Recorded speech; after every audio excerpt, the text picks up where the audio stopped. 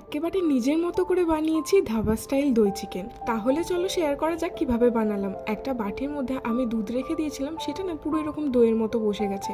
আমি ম্যারিনেশনে সেই দুধটাই ব্যবহার করেছি। এটা দুধ অথবা দই বললে ভুল হবে, আসলে এটা বাটার মিল্ক হয়ে গেছে। আর আদা রসুন কাঁচা লঙ্কা পেস্ট সাথে গোলমরিচ গুঁড়ো আর নুন দিয়ে ম্যারিনেশনের জন্য রেখে দিয়েছি। তোমরা চাইলে অবশ্যই দই ব্যবহার করতে পারো এই বাটার মিল্কের বদলে। মিডিয়াম সাইজের 4টে পেঁয়াজ কেটে নিয়েছি, তার মধ্যে 2টো পেঁয়াজের বেরেস্তা বানিয়ে নিয়ে সেই তেলের মধ্যেই 2টো পেঁয়াজকে নরম করে ভেজে তাতে আদা রসুন এবং কাঁচা লঙ্কা বাটা দিয়েছি।